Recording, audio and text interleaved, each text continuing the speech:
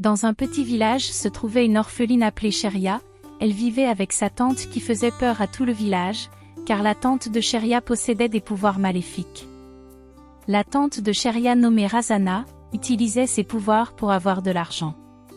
Certains habitants du village venaient lui demander des services pour faire du mal à autrui. Sheria était une très belle fille qui voyait Razana faire depuis toute petite et apprenait même certaines potions, puis quelques années plus tard, Razana est tombée gravement malade. Elle était triste parce qu'elle n'avait pas eu d'enfant. Razana était une femme très laide, elle avait essayé en vain d'avoir un homme dans sa vie mais aucun homme ne l'acceptait malgré toutes les incantations qu'elle faisait. Les dieux du village lui avaient jeté un sort pour tout le mal qu'elle avait eu à faire à certaines familles qui la traitaient de laide. Razana a toujours souhaité que seuls les enfants de ses entrailles hériteraient de son pouvoir, malheureusement n'ayant pas eu d'enfant et étant en colère pour ce que les dieux du village lui avaient fait, elle avait donc décidé de transmettre ses pouvoirs maléfiques à Sheria pour que cette dernière continue de faire du mal à ses ennemis. Elle a donc transmis tous ses pouvoirs à la belle Sheria et est morte directement après. Personne n'était au courant que la belle jeune Sheria possédait à présent les pouvoirs maléfiques de sa tante. Après l'enterrement de Razana, Sheria a décidé de rentrer vivre dans la maison de ses parents puisqu'à présent elle était seule au monde. Chaque nuit Sheria faisait des rêves où elle voyait Razana qui lui demandait d'aller faire du mal à certaines familles.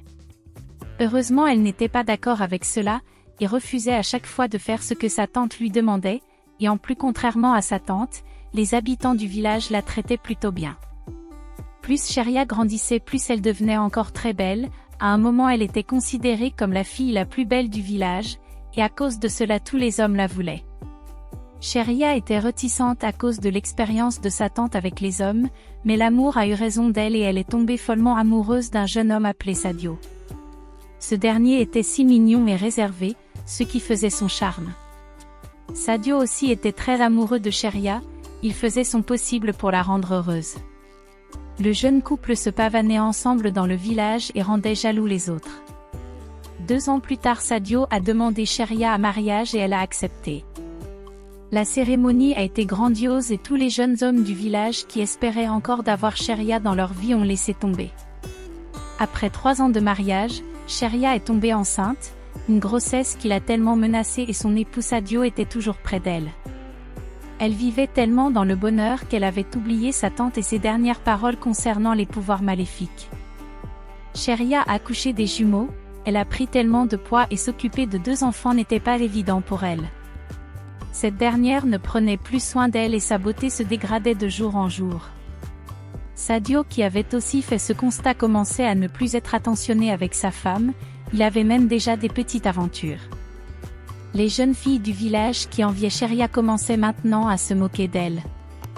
Chaque soir elle pleurait auprès de Sadio pour qu'il arrête de mal se comporter mais ce dernier l'insultait. À un moment Sadio est tombé amoureux d'une autre fille qui était aussi très belle, alors il a chassé Sheria de chez lui. Elle est retournée vivre dans la maison de sa tante avec ses 2 enfants, puisque contrairement à la maison de ses parents, la maison de Razana était plus confortable pour accueillir des bébés. Sheria était en colère contre Sadio alors elle a décidé de se venger. Pour cela elle s'est souvenue des pouvoirs maléfiques qu'elle possédait.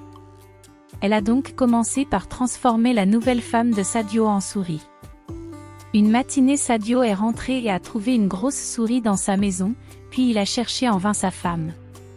À chaque fois qu'il mettait cette souris à l'extérieur, cela se retrouvait toujours dans la maison. Sheria ne s'était pas arrêtée là, elle a fait en sorte que toutes les femmes s'éloignaient de Sadio, puis elle a rendu impuissants tous les jeunes hommes du village, une chose que Razana avait fait aussi dans le passé avant de retirer son sort. Chose qui intriguait tout le village, car tout le monde savait que la sorcière capable de lancer ce sort était déjà morte, alors personne ne comprenait d'où cela pouvait venir. Un soir, Sheria est allée chez Sadio se moquer de lui et de sa situation, ceci en lui promettant qu'elle n'a pas fini de détruire sa vie. Immédiatement Sadio est allé se plaindre chez le roi du village qui a fait appel aux féticheurs du royaume. C'est ainsi qu'ils ont appris que Sheria était l'héritière des pouvoirs maléfiques de Razana. Malheureusement pour eux ils ne pouvaient rien faire contre elle, puisqu'elle utilisait ses pouvoirs envers un homme qui lui avait fait du mal. Sheria était allée jusqu'à empêcher les récoltes du village de se faire. Tout le monde a commencé à lui demander pardon, implorant sa pitié, mais Sheria était tellement en colère et n'écoutait personne. Après plusieurs jours, Sadio a eu le courage de venir lui aussi auprès d'elle lui demander pardon. Elle refusait de l'écouter jusqu'à ce que Sadio commence à promettre de revenir avec elle et la chérie comme au tout début de leur mariage. Des paroles qui ont adouci le cœur de Sheria, car en réalité elle était toujours amoureuse de lui. Sadio par contre faisait cela par peur et préférait vivre avec elle, que de rester impuissant sans rien avoir à manger et surtout avec une souris qui ne cesse de le suivre. Après ces promesses, Sheria était rentrée vivre chez Sadio, elle a remis l'apparence de l'autre femme, retiré aussi le sort sur les hommes puis remettre les récoltes à jour. Le jeune couple a recommencé à vivre heureux, personne n'avait encore eu le courage d'insulter l'apparence de Sheria, même le roi du village craignait de sa colère. Pendant ce temps Sadio était condamné à vivre avec elle et à faire semblant d'être heureux. Ainsi s'achève cette histoire. Regardez à quel point trahir une personne peut la pousser à changer complètement de personnalité. La morale de cette histoire est que l'on ne blesse pas tout le monde, il y a des personnes qui ne savent pas pardonner et qui sont prêts à tout pour faire payer la personne qui leur a fait du mal. Si cela vous a plu, n'hésitez pas à vous abonner pour plus d'histoires pareilles. Et merci d'avoir regardé jusqu'à la fin.